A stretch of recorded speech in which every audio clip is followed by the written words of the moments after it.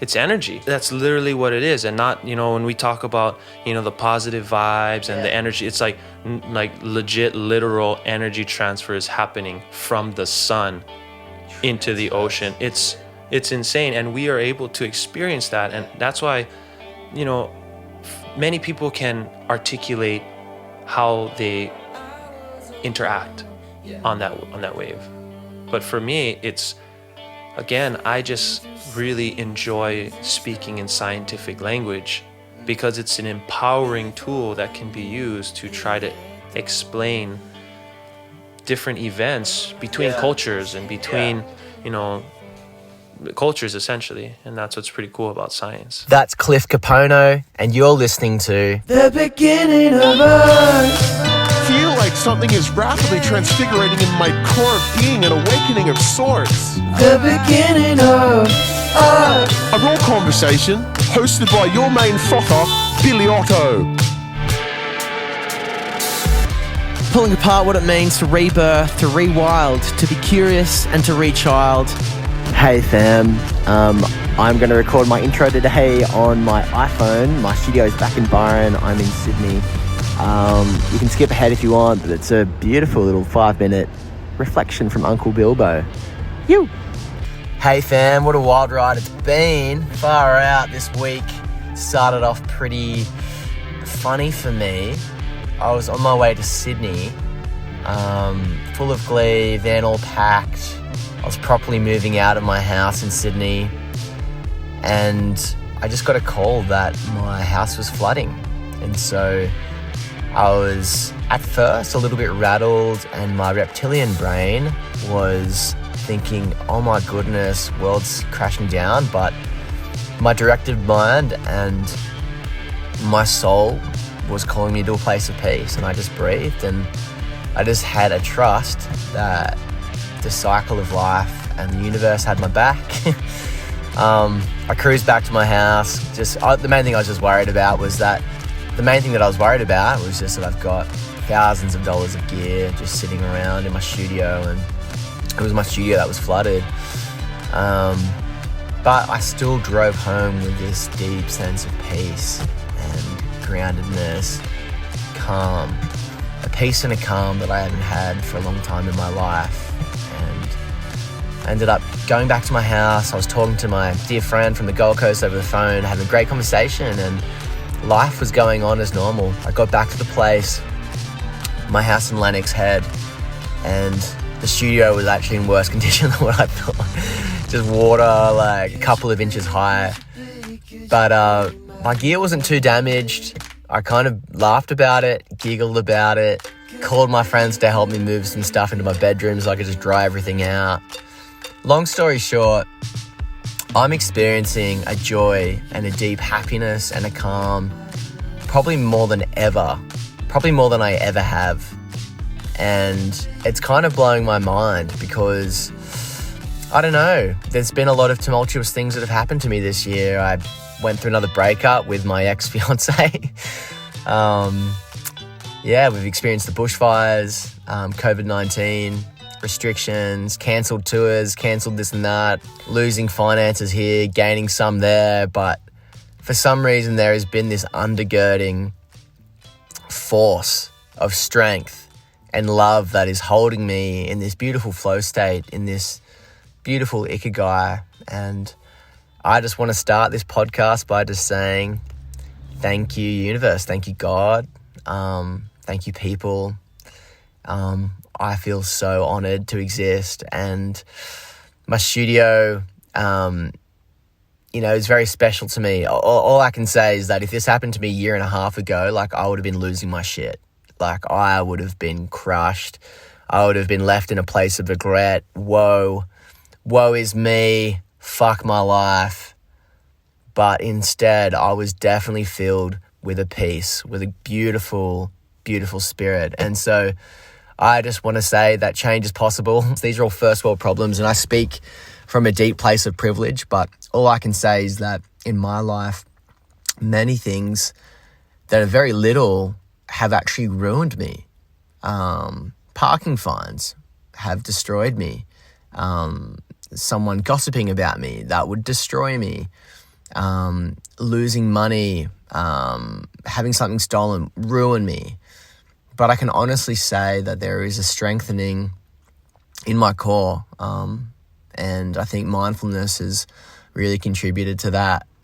And just posturing myself more towards the void, embracing my breath, inhaling, exhaling mindfully. And so I just encourage you this week that meditation is so powerful.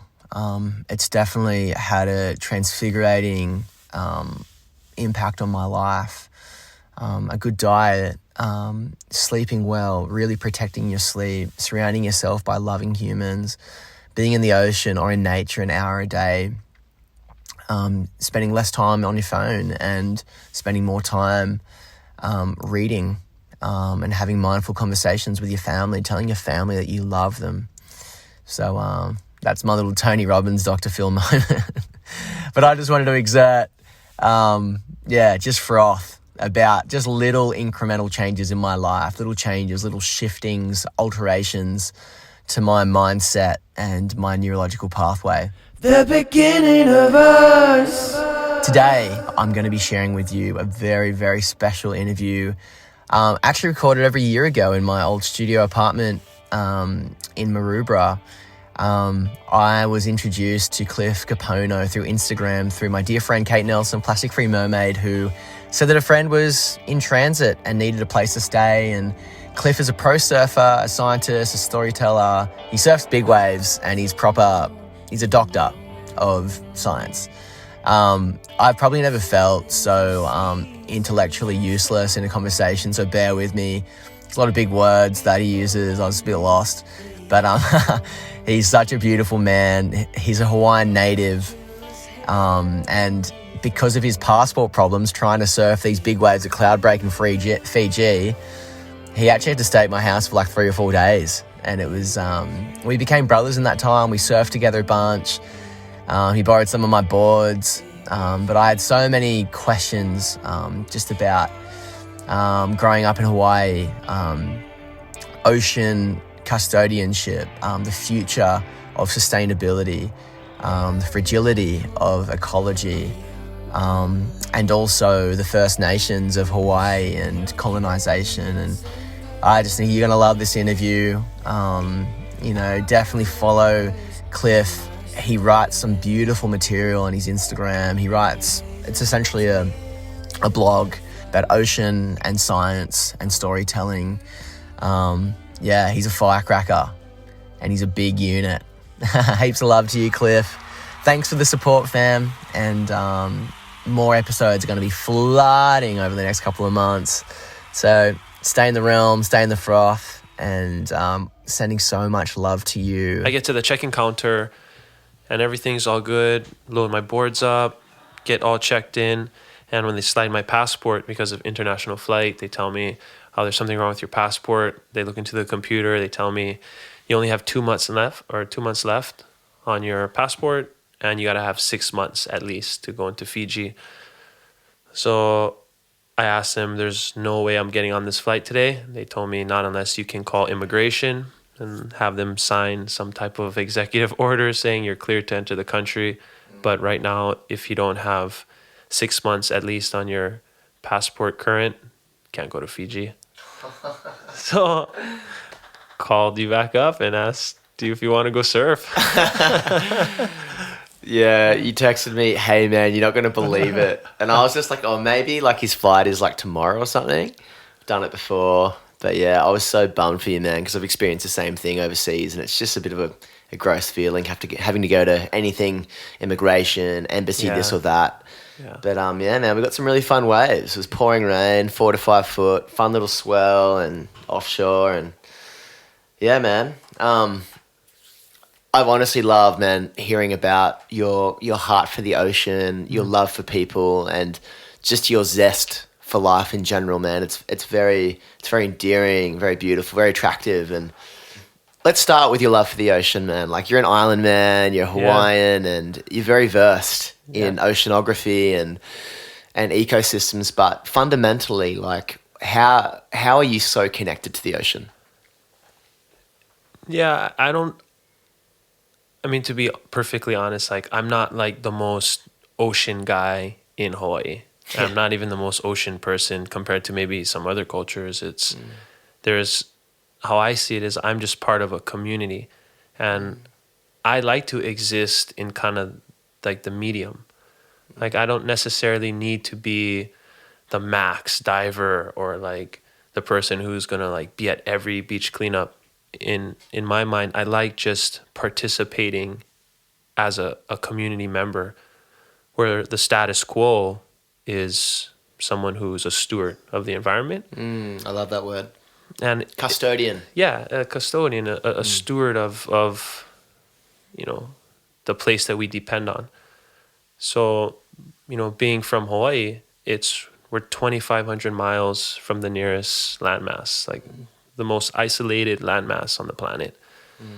And it's just kind of, that's the consciousness where I come from. And I'm very proud to know that I'm not really maybe the best, but even the medium level person is willing to fight for the ocean, is willing to appreciate the ocean on a level that maybe some people who don't have access to the ocean can't even understand. And it's a privilege, and it also becomes a challenge to try to convince people who maybe aren't near to the ocean why it's so important.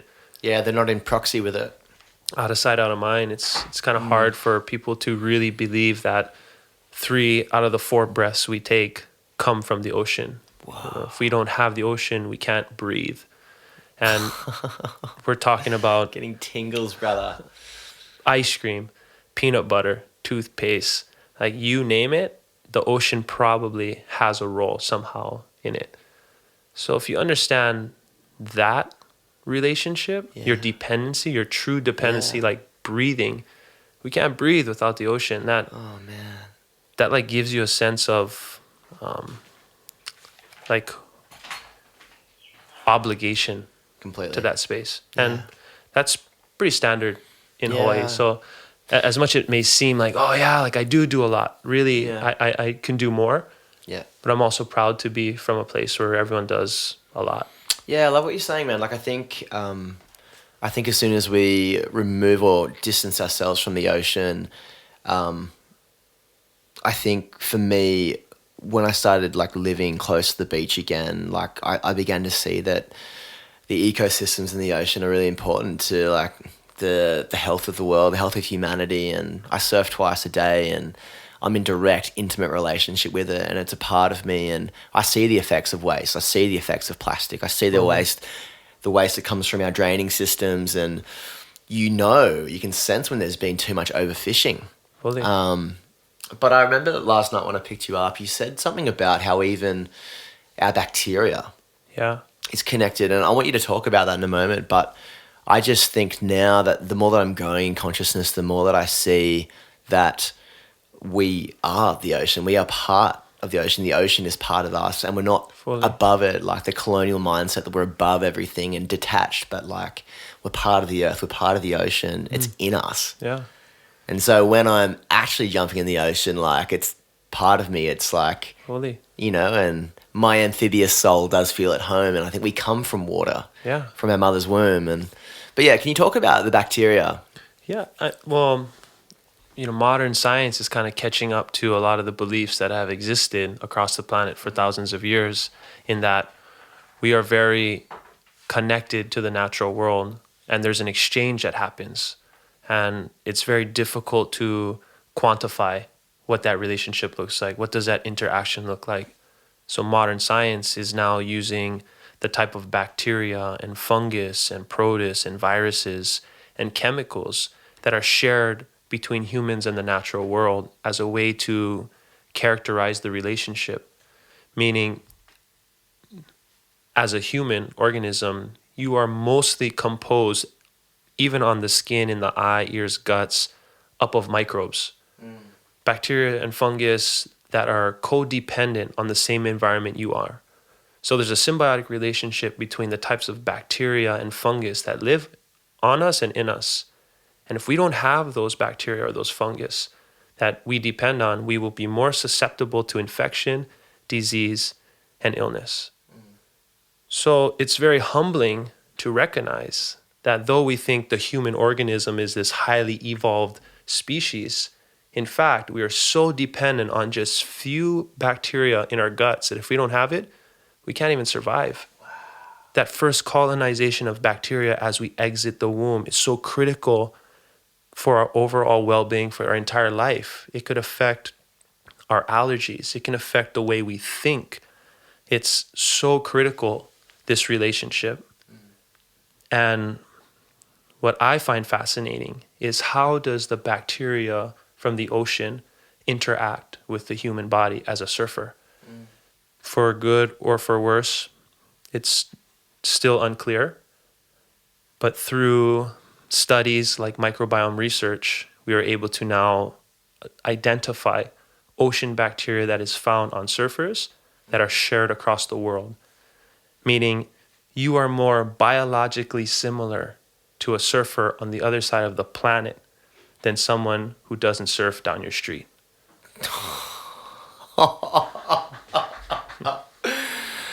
Oh, dude. So, microbes or microbiome? Yeah, so the microbiome is essentially the community of microbes that live in whatever system. The microbiome of your eye is all the bacteria, fungus, or the bacteria, fungus, protists, viruses. Some even argue, potentially different types of DNA analogs or RNA analogs are within this sphere of microbiome, but it's these replicating organisms that are invisible to the human eye that really dictate the overall ecology of that system. Yeah. If we think about our skin, it's like a rainforest. Yeah. And there's all these different types of organisms that are working together for the entire system to be in balance. Yeah. And that's what microbiome research is about, is trying to understand who's there and why are they there. Yeah. It's just like the animals in the African savanna. Yeah, wow. What's the ecology on a microbial, molecular, invisible level? Yeah. That's awesome, man. So, I don't know, even breaking it down. So, if I'm going to hang out with someone who's a surfer and they surf as much as I do, I do sense that there's such an energy when I connect with a surfer, and like a connection, there's a flow state, there's a sense of ease, and I don't know, is it just being in the water? Do you think people are affected in a bacteria level, and does that actually, what is the output of that in the normal day-to-day life? That's a great question that I would love to learn more about and do more research. I'm not sure if there is a positive benefit to going to the ocean, or if that early days. But that being said, there is evidence of other research studies that look to see how the bacteria in our guts metabolize or break down certain foods that we eat. And as it breaks it down, it releases neurotransmitters to signal pleasure to our body. Yeah. So without certain bacteria in your gut, it won't give you that same high or adrenaline rush if you eat the same foods. Yeah. So you could be, if you have a microbiome in your gut, a gut microbiome that is unbalanced and it doesn't have the type of bacteria that are going to stimulate your brain in a positive way, you might want to shift that diet to be able to say, how can I, or shift the diet and maybe exploring how does a different microbial community change the way I feel after I eat certain foods. For sure. Because it's the bacteria, again, that is breaking down these complex compounds from our diet and simplifying them into these neurotransmitters. Yeah, for sure. That give us that stimulate. The gut is our primary brain. Yeah. And then 95% of our serotonin is all down there, and so obviously surfing activates that. Fully. And it's interesting, it's like a mystical experience when you get barreled. It's from the gut, Yeah, and for sure. It's pretty interesting, they say now there's more recent research that's coming out that's saying, the second brain, the gut. And if we look towards, many indigenous cultures have, wisdoms that translate very well to modern science. But from the culture I come from, Hawaiian culture, we have what we call the na'au. And the na'au is kind of, it's in like your stomach area, you know, and it kind of drives you to do what you, for all intensive purposes, to do the right thing. So whenever a lot of times we feel lost in Hawaiian culture, someone often just says, listen to your na'au. And everyone kind of knows that's the truth, but sometimes you need the reassurance from someone. Listen to that na'au. And as much as I would love to romanticize about the mystique of the na'au, how it's not for the simple human mind to understand it. There's something about trying to understand that intrigues me, the curiosity. Yeah. And perhaps the na'au is the central source of these neurotransmitters, the source of forward thinking, the source of perhaps even consciousness. Yeah. And to be able to have a culture which has identified the stomach region, the gut, as the source of that is pretty powerful. Yeah. You know? That's great, man. Yeah. From what I understand, even about like Greek and Chinese thought, they always spoke of, you know, like even your emotions didn't come from your heart. It was almost like, I love you with all of my liver. Yeah. That kind of language in the literal. You know, it talks about even in like Christian thought, like, or in biblical thinking, like the bowels of Yahweh, like this very emotional part, and like it's not talking about the heart or the mind. It's like indigenous cultures really spoke about this part of the human thing, of the human being. And everyone is in, like, how I see it is that everyone at one point was indigenous to somewhere. Yeah. And this isn't, when indigenous knowledge, it really is, it's universal knowledge. You know, everyone comes from somewhere. And I don't like to segregate or alienate anybody as an indigenous person, which I still hold my roots to where I currently reside. I don't ever want to, you know, express that at the expense of someone who maybe doesn't have that connection to a space. Yeah. And that's... Because, imperialism can go both ways. Completely. You know, and I'm privileged in that sense. That's my privilege, that I have to take ownership of it. But again, that indigenous perspective and knowledge, people have it. Yeah. And I was, you know, speaking earlier about my good friend Fergal Smith, who's, you know, an amazing surfer, one of the best surfers on the planet. He's also an organic farmer in Lahinch, Ireland, in Clare County.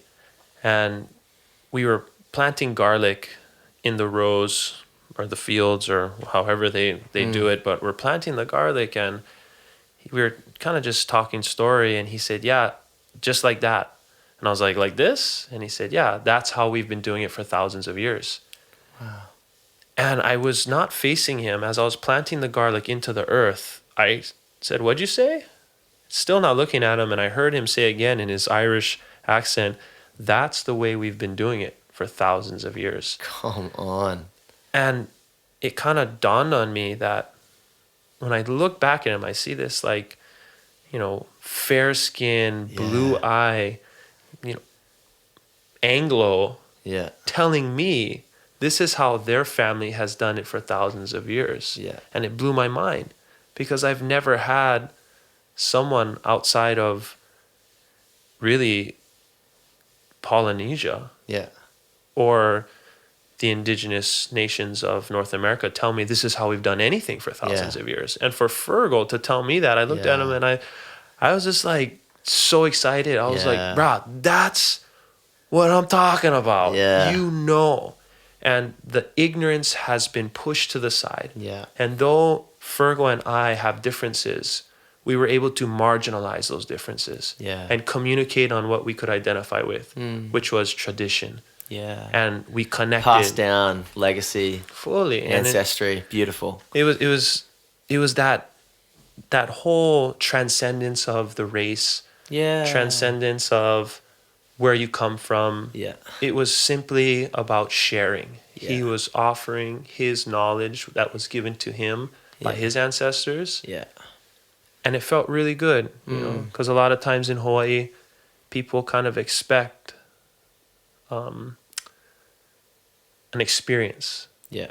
and an authentic experience, which came from the volcanoes or the canoes. And that knowledge oftentimes is very old knowledge. Yeah. And those are gifts that are given to us. Yeah. And we receive it with the responsibility to be accountable for it. Yeah. So to be given that same knowledge, regardless of whether I was going to take ownership of it in the future by Fergal, it was an honor. Yeah, And something wow. as simple as garlic planting, it was insane. Tell me, brother, what do you love about surfing? I mean, for me, there's so many things. But I think one of the strongest and most powerful things about surfing is that it's an identity for my people. And that surfing was given to me as a gift by my father. Wow. That was given to him throughout the generations. Because And- surfing began in Hawaii. Standing on surfboards, Yeah. as far as I had been taught, started in Hawaii. Whereas the act of wave sliding has been documented across many different cultures, from South America down in different parts of Polynesia. You know, people have even said parts of Africa, the African continent, are some of the origins of wave sliding, which I'm not here to dispute. But we have we have these stories integrated into our cultural identity, whereas surfing is not just an expression of leisure, but of stewardship, of intellect, of sophisticated connection to the natural world. And it was in our religious stories, it was in our academic stories, it was in our monarch. It kind of intertwined our daily life. And to have that, It was like the tapestry of life. it was essential to understanding how to take part in the natural world. Yeah. And if you kind of think about how these waves which we slide on originate, they originate from the sun, very far away. And as the earth and the ocean heats, it eventually creates these storms. The power of the sun now is manipulated in a way which creates energy above the surface, which then gets transferred into the surface of the ocean, deep, deep down. And that energy now begins to move thousands of miles across the open seas to eventually coming to a site of energy transfer back into the atmosphere once that wave crashes on the shore. And just before that wave dissipates and the energy is restored back to where it came from, we are able to harness that and be connected for a moment. Wow. That's surfing. I felt like you just read me some existential poem.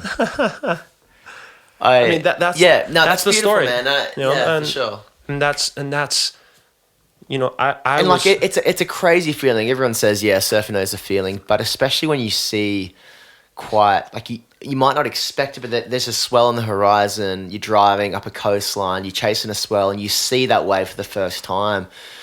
There's this haunting awe, this connection, this reverence. yeah. It's energy. It's energy, man. That's literally what it is. And not, you know, when we talk about, you know, the positive vibes and the energy, it's like legit literal energy transfer is happening from the sun into the ocean. It's insane, and we are able to experience that. And that's why, you know, many people can articulate how they interact Yeah. on that wave. But for me, it's, again, I just really enjoy speaking in scientific language because it's an empowering tool that can be used to try to explain different events between Yeah. cultures and between, you know, cultures essentially. And that's what's pretty cool about science. And to add to that, in its most simplest form, like when you paddle out with your best friends in board shorts on the big island, Fully. and there's a swell, like there is like the most special connection with Full- your best friends. Like you're paddling over the face wave, you're calling your friend in to a 10-foot barrel. Because everyone at where I come from, if not everyone, a majority of the people know this story. Yeah. And that's something that we don't have to, you know, like that whole, the sun vibes and everything going, like that's real heavy and that's really beautiful. Yeah. But we kind of get taught that kind of early on. So Yeah. now we can just enjoy it with that sense of, you know, reverence almost, but not like on a like taboo kind of Yeah. way. Like we participate in it. It's Yeah. like we celebrate surf. And I think that's maybe on the fundamental level is what I love about surfing is the celebration. Yeah. You can celebrate alone. Yeah. You can celebrate with friends. Yeah. You know, it's just such a great way to just celebrate Yeah. the natural world. I think I just want to add something to that because I think historically surfers have not been seen as intellectual, and surfing in its foundations in the 60s and 70s when it came into pop culture, it was seen as an act of rebellion. It was like punk rock. Well, it wasn't punk rock. It was rock and roll surfing, almost like the Fonzie of the coast was like.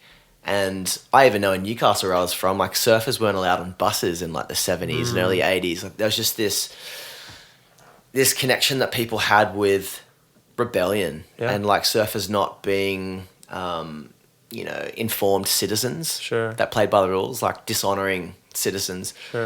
And I think even today, we were talking about it last night, there still is this parading of misogyny within surf culture and almost like a bit of a meathead spirit. It's almost like, fuck, I'm going to get some sick waves this weekend and get some chicks. And like, there's just this, you know, he charges in the surf, great in the air, doesn't know anything, doesn't read books. You know, but I love though that, man, you embody an informed ocean lover. Someone who's connected, obviously you're a great surfer, but you're also a scientist, you have a PhD, and I think what is in you is something that is, at this stage in the world, is quite an anomaly. I think there's a rise of intellectual surfing. And it is kind of seen as cool now, as in the vegan world, as in the music world, people are rising up that want to know how the world works and how what we do affects climate change. Well, the funny thing about, you know, when people, you know, that whole rebellion against the rules, in the end of the day, the ocean makes the rules and you have to follow them there. You know, there are no cheating the ocean.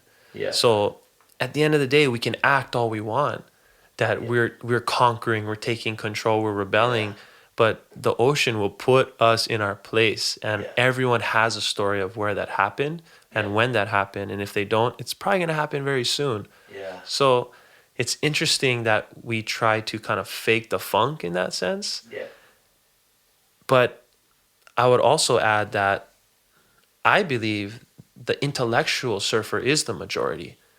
And I'm very lucky to be supported by brands that are promoting the majority. You know, that the people who are participating in the surf industry, by and large, are people that appreciate information and they appreciate evidence which support ideas. It really is the minority that oftentimes may be,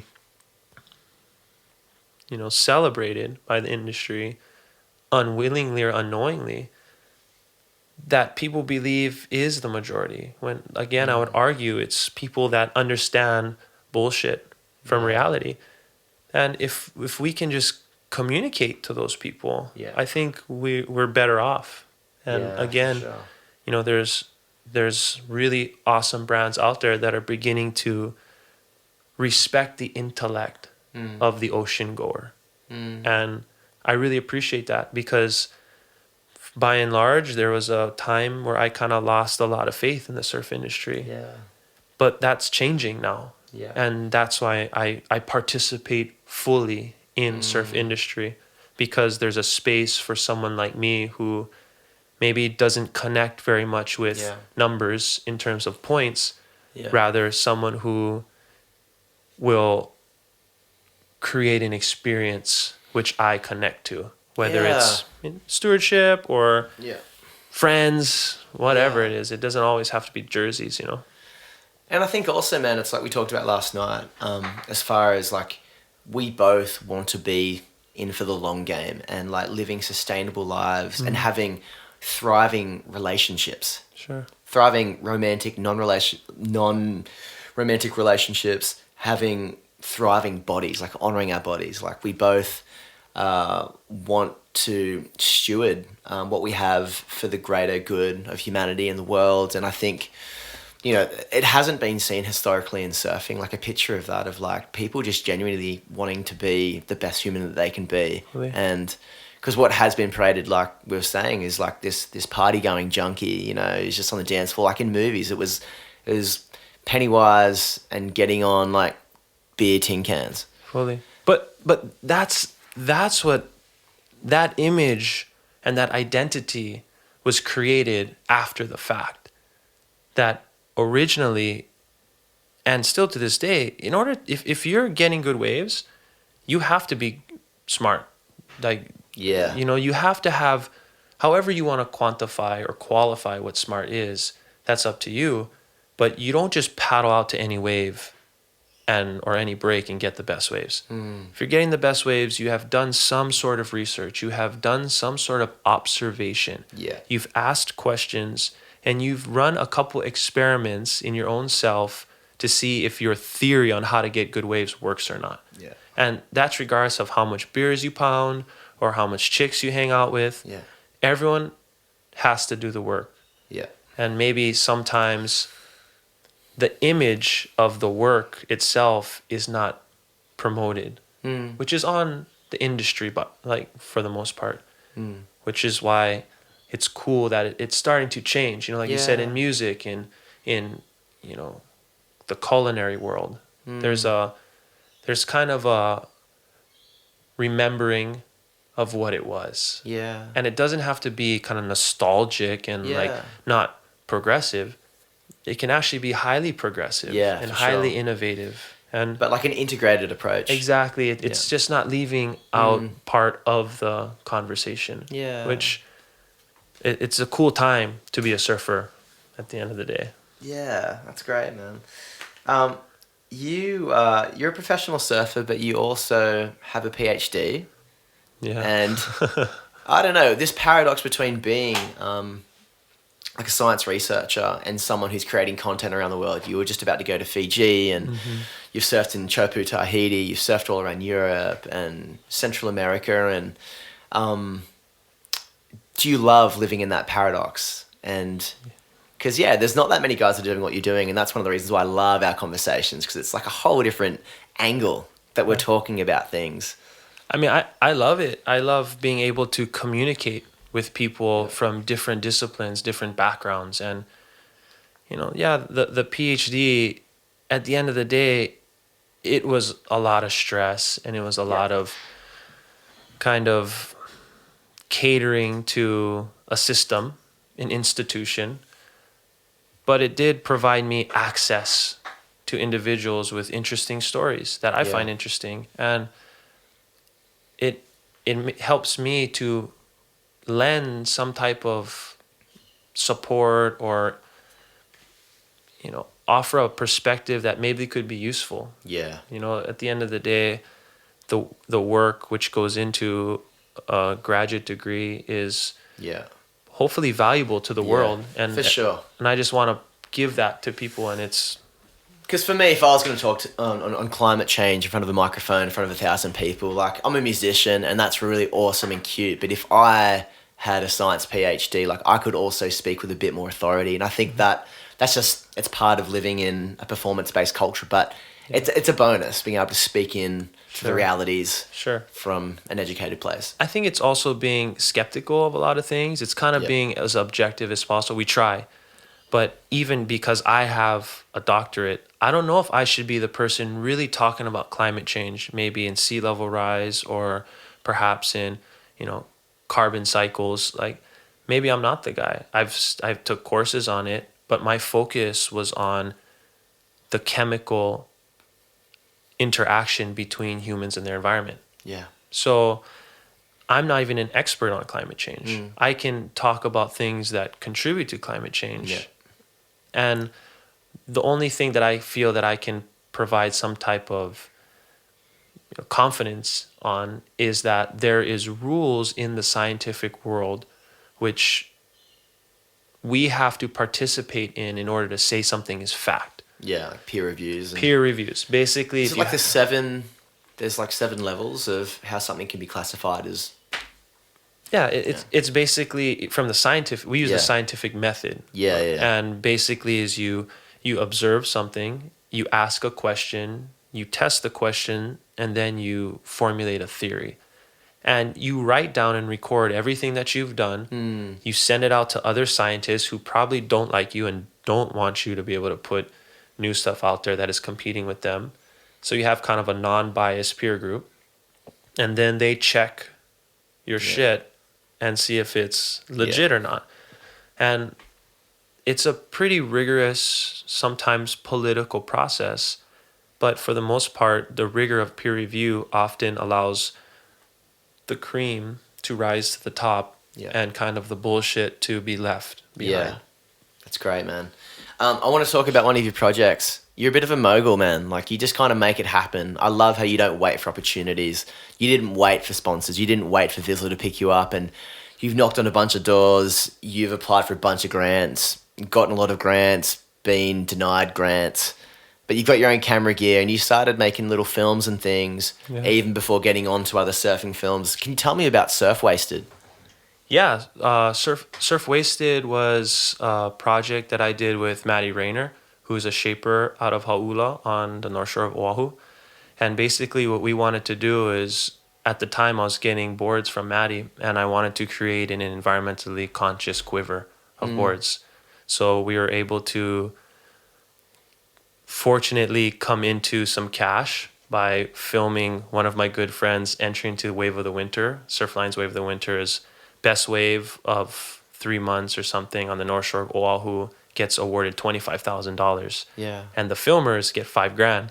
So we ended up winning that as we filmed Mikey's Wave, and we used that money to go into the research and development of how to get an eco quiver, environmentally friendly. Tell me about this wave, by the way. Tell everyone. You told Mikey's me Wave? Yeah. Oh, Mikey Waves was insane. I was kind of at backdoor on the North Shore surfing, kind of looking down Pipeline. at my... Yeah, it was the right off of Pipeline. Yeah. So I'm surfing the back door, catching a few waves and kind of not really getting any good ones. And then I see Mikey O'Shaughnessy, like kind of North Shore staple now, kind of a main powerhouse at Pipeline, Waimea, Backdoor, Pe'ahi, Jaws. Like, he's literally a part of that movement of positive warriors out there that are charging beyond belief. Mikey flags me over, Cliff, come down to Off the Wall, which is one break west of Pipeline. Yeah. There's a couple waves that people surf in between, but those are pretty much not really waves, and only the real crazy people surf those things. But Off the Wall is like no walk in the park either. It's basically a closeout on super shallow reef. And, Mikey flags me over, come over here. I'm kind of like, okay, let's go surf the closeout over like shallow reef. Okay. Paddle over there. And as I'm paddling over, a set comes in and I know I'm already too deep. I'm out of position. And really, it wasn't about anyone giving Mikey the wave or whether someone said go or not. The wave came in perfectly and hit the reef just in the right position where Mikey was in the best part. And he took off, dropped into this crystal clear blue cavern, double overhead, as wide as it was tall. Literally, he was driving through the barrel, pumping up and down the face, nearly getting sucked over into the lip and pounded on the shallow reef. But he held his line, resisted getting slammed, disappeared, almost got sucked backwards into the wave, and rolled as the white water created a foam ball, and it eventually blew him out of this cavern with so much force. He just hunched over, kicked out, and everyone behind just was like applauding. It was one of the most amazing waves. That's I've insane, seen. man. And 25 grand later. 25 grand later, he's just like, Cliff, you guys filmed it. You guys get 5 grand. And that's a testament to Mikey. Yeah. Mikey was more concerned about making sure the filmers were taken care of than making sure he got the 25 grand check. Yeah. And, again, it's just that he's from the Big Island too. He's from Hilo. And, He's a brother. He's family. Yeah. And but he would do the same thing to someone he didn't know. Yeah. Like he really is an awesome and special person. But without Mikey's wave, really, we wouldn't have had the resources to invest into an eco quiver. And I ended up. Okay, so eco quiver. I just Language, vernacular. Oh, so like, I mean, that's kind of, I mean, and I hate to kind of talk about eco things because that's kind of greenwashing, saying like something's eco or not. Yeah. Basically, in my mind, an eco surfboard at the time was something that I could surf. If it breaks, I throw it in the garden and it turns into compost or plants can grow out of it. That was the goal. Yeah. Document my journey to try to create a quiver that if it breaks, I could turn it into earth. And that's what Surf Wasted came out because I try to tackle the idea of waste. Living on an island, waste is a big issue. It doesn't really go anywhere. Kind of just sits around if it doesn't decompose. And that was the inspiration behind the film. Wow. And so, man, you guys got the funding. What are these boards made out of? So, we made 3 boards. Yeah. They're all the same dimensions, same weight. They had different flex patterns because of the materials were made out of different things. It was basically a standard surfboard, polyurethane core with silica-based fiberglass and polyester resin to coat it. Basically, a surfboard is a composite made up of 3 things: the foam, the glass, and the resin. So for the polyurethane board, or the industrial standard board, it was a polyurethane core, silica-based fiberglass, and polyester resin. For the recycled board, the core, the foam, was made out of 25% recycled EPS. The resin was made out of something called, I forget actually what it's called. It was kind of a pilot, it was like a test polymer or something that Kenora Technologies provided. It was an epoxy resin that supposedly when you added some acid and heated it up, it could break down and you can recover the materials from certain materials from it. So it was like a way to recycle the resin, and we used fiberglass, pretty much just regular fiberglass. And the last board, the Ecoboard, was made out of algae foam and bio Algae foam? Yeah, algae foam. So basically, foam is made for surfboard manufacturing. Foams are usually made from petroleum-based oil. Yeah. And these oils are essentially these carbon chains that get transformed into what we know as polyurethane. Yeah. So a lot of the carbon comes from, again, this petroleum-based oil, fossil fuels. Yeah. What entropy resin does is entropy grabs oil from pine trees, essentially, to coat the epoxy bonds. And again, that being said, the most kind of bio you can get right now is between 40 and 60% of a renewable source or some type of recycled source. What about wooden boards? I mean, wooden boards are the exception. And then you have like some mushroom boards that are mushroom Bamboo cores, boards. bamboo. If you can get a bio board, but essentially you're still gonna have to coat it with some type of resin. It's a composite at the end of the day. Yeah. So if a composite is basically 2 or more materials coming together for a new product.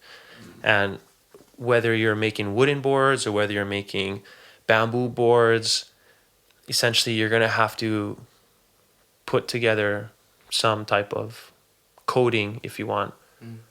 Unless you don't, and you can choose not to. You just run the risk of waterlogging it or dinging it. So at the end of the day, what is the most eco-friendly board? Body surf, no board. Like it's even if you have wooden boards, where does that wood come from? Are you taking it from a fallen tree, or are you harvesting? And even from a fallen tree, how are you transporting it? What's like the emission and to get it? So it's whenever someone says, it's completely sustainable, it's like bullshit. Nothing that we have is completely sustainable. Because when we talk about sustainability, it can be talking about, is it environmentally sustainable? Is it economically sustainable? What we're importing, what we're exporting, man. We have to make money. It has to thrive economically. Yeah. And is it sustainable in that? Like, sustainability is such a broad term that I think I understand. Again, greenwashing. Yeah. Used all the time, man. The big brands love it. But that being said, I'm very happy to be able to work on trying to find those materials that are potentially better than straight up petroleum based conventional surfboard manufacturing. Yeah. Which, if you make a board that's gonna last, that's pretty eco to me too. If you get a used board, that's eco too. It's like, how do we approach the conversation with creativity? Yeah, I think it's about being creative and having all the information. And like, again, there has to still be like a spirit of non-judgment in this conversation, because we can easily plastic shame each other and fully. And there's always, so lots of grace. But man, I want to ask, so you made this film, you had a friend of yours that scored the music for the film, you edited it yourself, you shot it, edited it yourself, then you sent it to, was it Surfer Magazine? Yeah, Surfer Magazine. Yeah. Yeah, to ask them if they would be interested in showing it on their site. Yeah. And Todd Prodanovich, he's the editor of Surfer. He really came on and kind of helped me actually iron out some of the kinks in it. Yeah. And we launched it on the site. It got some attention, and it did pretty well. And then it went to a few film festivals and won a couple of film festivals. Yeah, and it was, this isn't like Sundance or anything. It just was like these like environmental film festivals that really appreciated, at the time, what is it, like 3 years ago, someone just trying to ask the question. Yeah. And maybe that's all it really takes, is just someone to try to figure it out. I didn't provide really no solutions in the film. It was just me trying to figure it out, and at the end not really coming to a clear conclusion other than, this is what I want. Yeah. And I think people are ready for this discussion. And from that film, we launched a contest on the North Shore called The Protest. Yeah. And what we did was we offered a bunch of different professional surfers the opportunity to ride certified environmentally conscious boards, and the certification came through Sustainable Surf, which is an organization in the States which offers a label to boards that either made of recycled material or bio materials. And if it was certified, you could enter. We provided a quiver, and we allowed the pros to surf the North Shore and get the best clips. And it eventually came down to, Mikey O'Shaughnessy, my good friend, he actually won the contest. And I was not even a judge in it. I had nothing to do with any of that. And I was so excited when he won, because not only did he win Wave of the Winter, he won like Eco Wave of the Winter or Environmental Wave of the Winter. And that just goes to show you, it was kind of difficult to get people to ride these boards. Yeah. People were afraid that they'd be risking their lives on materials that they don't really trust. Yeah. But, there's insane surfers that were going, like Ezra Sitt was like a huge contributor to the contest. He rode, his whole quiver now, he's on Firewire now, and he's like rides all his things with like eco labels. Wow. You have, there was people, of course, Mikey, Shaden Pocaro was riding these boards. There's a ton of guys, like international, Miguel Blanco, I can't remember everyone who's riding, but there's a long list of people that did participate in it. And then we gave $10,000 to the winner. Bruh. Again, Mikey won. We raised all the funds through different sponsors. And it was just a real great movement to show, like, look, like, guys are riding 10-foot pipe on these boards. and getting. What a statement. It was a huge statement, and Yeah, brother. it kind of shut up the haters that were like, oh, but it's dangerous or it doesn't work good. It's like, well, I don't know, this guy's making it look pretty insane. And now it's just kind of personal preference, which is a better argument to have. I don't like this versus it doesn't work. Yeah. Because then that really puts a damper on the movement when you say, that's it's not innovation. Yeah, it's not for sure. progression, which I believe going towards more environmentally conscious materials is progression. Yeah. Kind of the highest form of technology. Yeah. That's great, man. I feel like from what you said last night, you definitely you curate your life in a very intentional way when it comes to your carbon footprint. You try to fly less than what you used to, and if you have to fly, like if you're going to fly somewhere to get waves, you're going to try and partner with a project that is going to create more awareness. And so you're trying to think, okay, this is my footprint, and now this is my handprint. Mm-hmm. What can I contribute back? What content is going to help stir this conversation even further? Mm. And so I love that about you, man. And so, do you want to just tell me a bit about your mindset on that? Yeah, I guess I never really heard it put that way in terms of footprint versus handprint. And I think that's a cool way to think about it. Yeah. That at the end of the day, we are leaving some type of impact. Yeah. And we can choose ultimately what's kind of the greater means of that impact.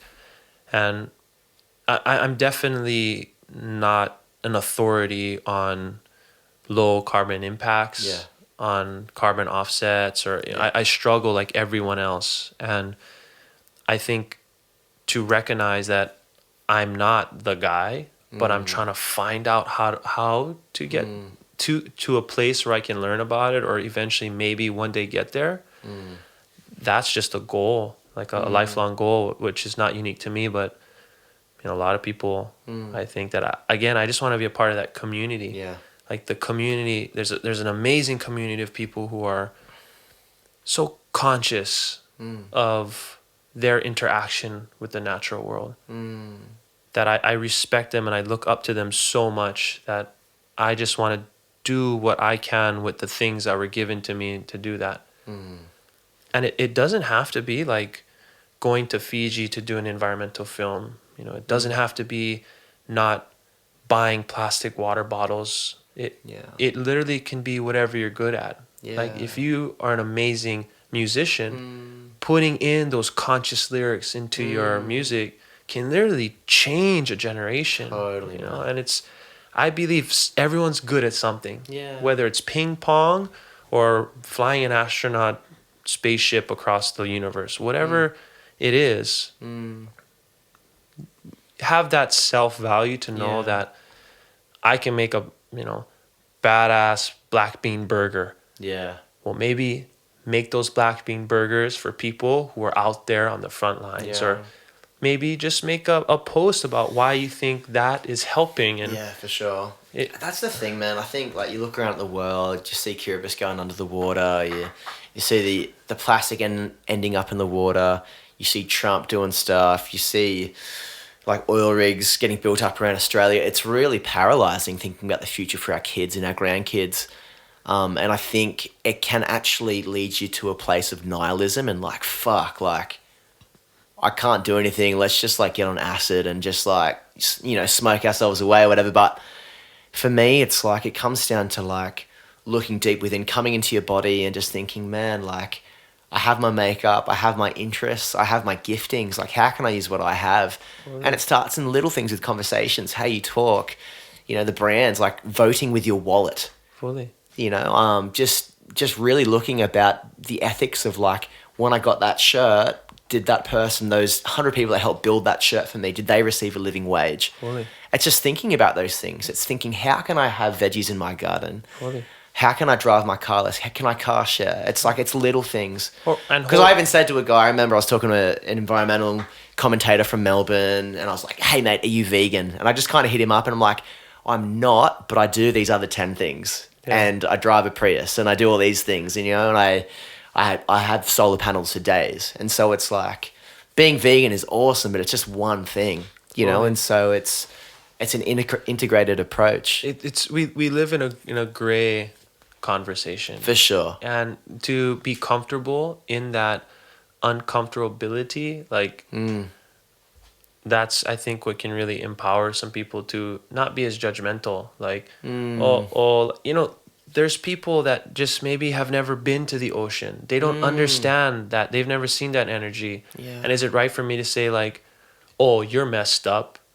Like you don't understand. But what if they understand tornadoes in the mountains in a way which I don't understand? And I'm like, what? We should be building, koa trees, or we should be building coconuts over there. And people are like, no, the prairie is like a critical ecosystem that like you don't want big trees like what you're describing. Like the shrubs are just as important. They sequester more carbon than even like the rainforest. And I don't know if that's true, but maybe there's these types of expressions that I'm just not familiar with. And for sure. I can't put that on someone else. Yeah. And knowing that people are trying their best at what they got, and to almost maybe hold ourselves more accountable to saying, hey, you know what? I understand that this guy don't get it. Yeah. But it's not my place to try to change him. Yeah. I only can be that example and make it seem, whether it's cool or even more so than cool, efficient. Yeah. And a better life. Yeah, and the chances are is that he didn't grow up a surfer, and so we've grown up in this amphibious way of life, and so the ocean is so integrated into our core. But for someone who just grew up on like motorbikes and just playing rugby, like it's a different world. Fully. And they're not in the closest proxy. They're not rock climbers. They're not part of the Patagonia ethos, and so it's like I've been brought up in privilege in that sense. Sure. A camping family. We didn't travel overseas. We had a big family. All we could afford was camping trips. Sure. Being out on the lake, going to the ocean. And so I've had that blessing, but not everyone has. And so I know the ocean and the natural landscape from being immersed in it as a child. It's part of me. I've experienced it. I know it's beautiful. But yeah, it's great, man. I want to go deep with you. Let's because like this whole conversation is about beautiful minds, and I love your mind, man. Like I love as soon as you jumped in the car, we high-fived, hugged it out, and it just felt like I met a brother straight away, and I know that you felt the same. And man, like I think this conversation of male masculinity, or like redeemed masculinity in a world where we're all about women now, which is epic. Fully. Because women have been so subjugated, this whole notion of submission and male dominion and toxic patriarchy, like it's real, man. I hate it. I hate that I've believed these scripts. But I think now it's kind of like people, male sapiens, including myself, in our questioning, will like, who do I look at? Sure. Because there isn't, obviously we live in a lot of mystery. There's not one way to be a man, and there's not one way to be an awesome man. But I think these conversations of being vulnerable as men and coming to terms with these toxic narratives. Sure. And then embodying a balanced, beautiful, strong, brave, sensitive male. Sure. I don't know. How's that journey been for you? Because I know that we were talking about going through breakups. So I just went through a breakup. You've been through breakups, and the temptation to kind of play the field when you're lonely and to kind of commodify women. And so maybe we'll start there. Yeah, I mean, again, I'm no saint. Yeah. And I think that there's no real excuse or justification for some of the things that maybe I've done that I'm not proud of. And on that same note, I think it's important to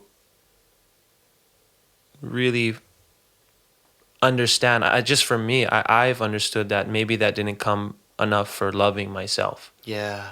And I really relied more on trying to find that love somewhere else because I couldn't take ownership of loving myself. I was afraid to.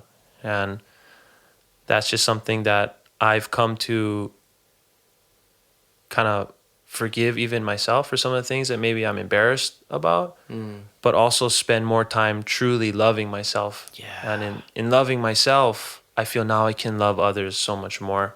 And I'm not so dependent on someone trying to, reassure me, or though it's nice and I do get that love, I don't have to feel it's become dependent on that. And recognize that the people whose love I surround myself with now, they don't depend on my love either. And collectively we give each other that love. And I don't like to speak about, gender wars and inequalities because I know it exists. I Yeah. acknowledge it does, and I only can speak from a male perspective as much as I Exactly. Yeah. I like to think like, oh no, I'm down with the female, I'm down with the woman. I'm not, and all I can do is love myself as human, and hopefully that will make sure we all can come together in a way where no one's being left behind, I guess. Yeah. And again, these are all like ideals that I still struggle with. Yeah, for sure. And I still get down on myself. And But I will say, man, even the way that you talk about your sisters as like your best friends and as wise, strong women, man, it was just music to my ears. And Yeah. and I love that. You intentionally want to live with your sisters, and it's great. Like, and I grew up with 4 of them, and definitely they're awesome. That's just how we grew up. I've yeah. 2 kind of older sisters and 2 younger sisters, and collectively, the older of us, we took care of the little ones. And It's beautiful, man. now the little ones kind of also too take care of us, and we just come from a very close family. Yeah. And And they all surf. they all They're all surf. spearfish. Yeah, I mean they're all. I mean, there can be a whole other podcast Yeah. just about how gnarly those girls are. So you just got to come to Hilo and interview them, because I know better Yeah, than man, to I talk can't for wait them. to come over to stay, man. That's going to be a real treat.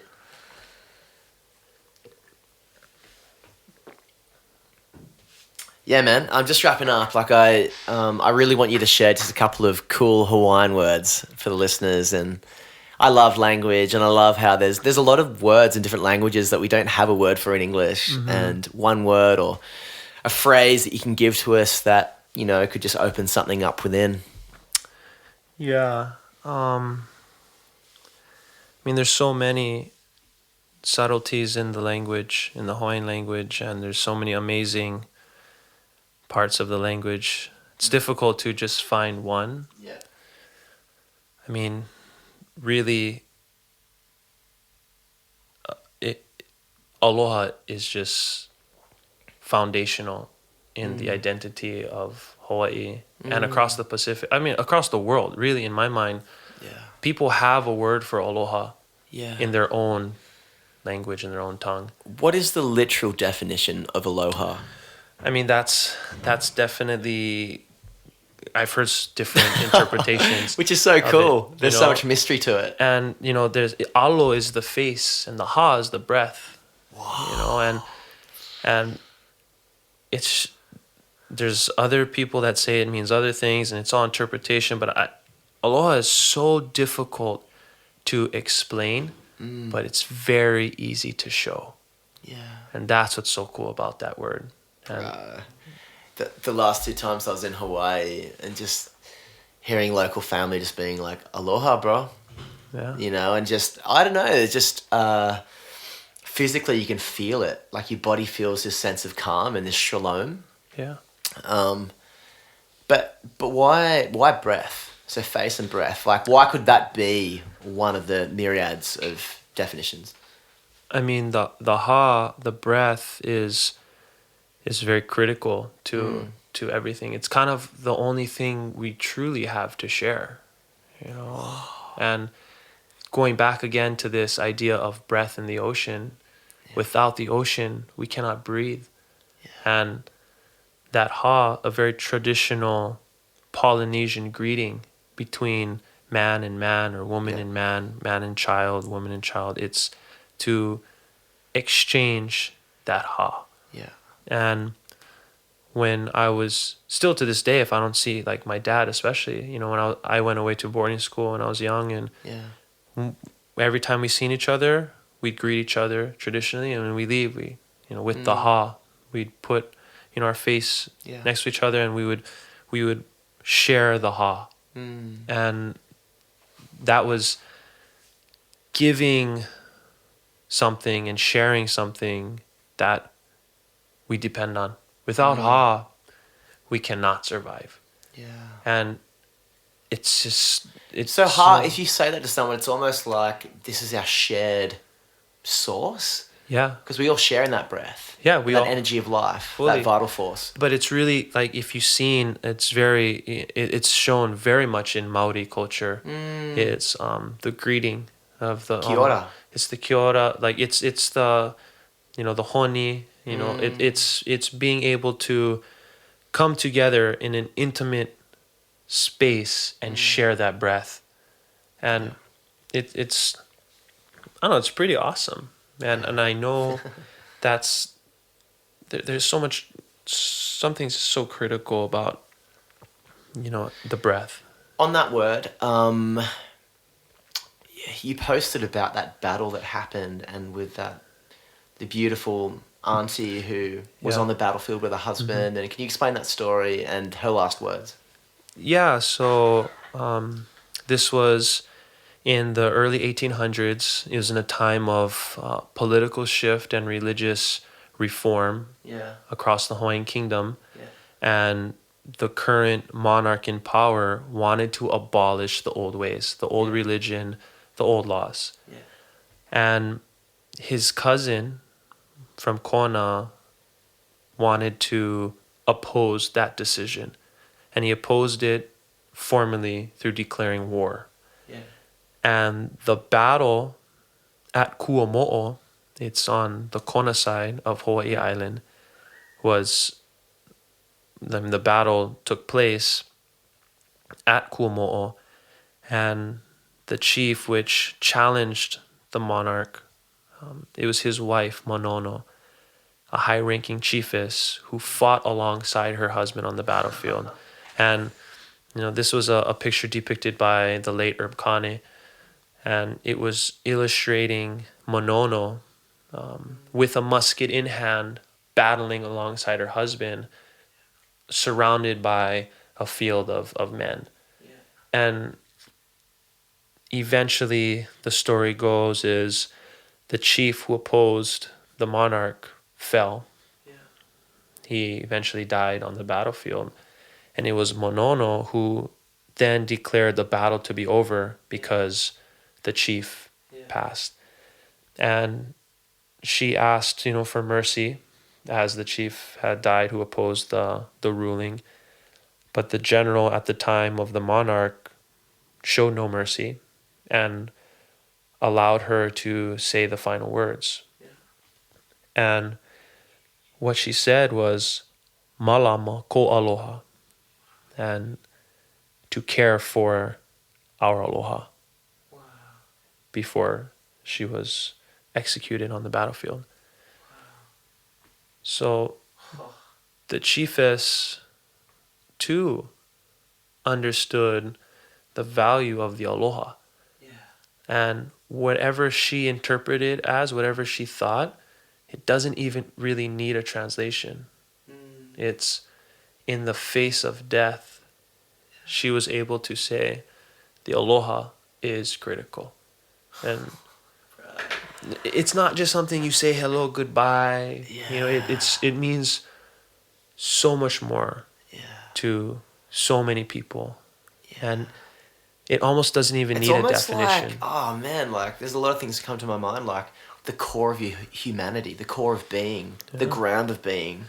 Like I said, it's easiest shown. Despite being so difficult to describe. Oh man, I've loved our chat, man. We've got to go to this concert in Parramatta. Is there anything that you'd love to say, just to leave us on a thought, just before we go? Is there anything you'd like to add to this conversation? I think I talked enough. Right. I mean, I'm just really appreciate now being in a place where I believe in myself. Yeah, for sure. And I personally came from a previous background where I didn't believe in myself enough. And I realize that now. And you didn't believe in yourself enough, and you didn't love yourself. I didn't love myself. I didn't believe myself. And the only thing that really changed was myself, to actually begin to believe more and begin to love myself more. And once that happened, literally, like, I'm the same guy I was.